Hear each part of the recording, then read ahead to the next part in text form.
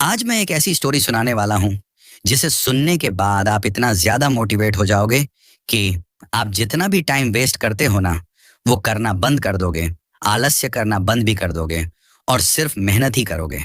क्योंकि आप भी ये स्टोरी सुनने के बाद यही बोलोगे कि कोई व्यक्ति इतना ज़्यादा मेहनती हो सकता है क्या? मुझे पता है, बहुत सारे लोग मेहनती होते हैं और आप उन्हें जानते भी हो, लेकिन ये स्टोरी सुनने के बाद आप मोटिवेट हो जाओगे। आप अपने काम को अच्छे तरीके से कर पाओगे। आपको भी एहसास होगा जब ये कर सकता है, तो मैं क्यों नहीं कर सकता हूँ? एक गाँव में एक टूटी-फूटी झोपड़ी था। वो इतना ज़्यादा टूटी-फूटी था कि बरसात के टाइम में छत से पानी टपकने लगता था। उस घर में एक लड़का और उसकी माँ रहती थी। उस लड़के की माँ जैसे-तैसे करके घर चलाती थी।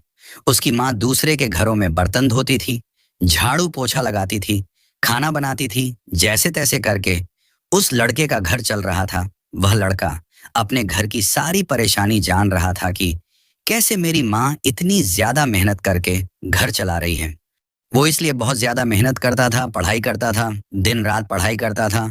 उस लड़के को पढ़ाई के अलावा कुछ और नहीं दिखता था, क्योंकि उसके पास इतना ज़्यादा पैसा तो था नहीं कि वह बिज़नेस कर सकता है। और वो कहीं न कहीं सुना था और जानता था कि मैं सही तरीके से पढ़ाई करूँगा, तो मेरी नौकरी लग जाएगी, जिससे मैं कमाने लग जाऊँगा और मेरे घर की स्थिति ठीक हो जाएगी। वो लड़का घर के सारे काम भी करता था, क्योंकि इसकी माँ तो बाहर काम करने जाती थी। तो घर का सारा काम उसी को करना पड़ता था। वो स्कूल जाता था और खुद से पढ़ाई करता था, क्योंकि कोचिंग जाने के पैसे तो होते नहीं थे। उसे डर लगता था कि मैं सफल हो पाऊंगा या नहीं, इसलिए वह एक मिनट भी टाइम वेस्ट नहीं करता था। जितना ज्यादा हो सके वह सिर्फ पढ़ाई करता था। वह सारे डिस्ट्रैक्शन को भूल चुका था, मौज मस्ती करना बंद कर चुका था।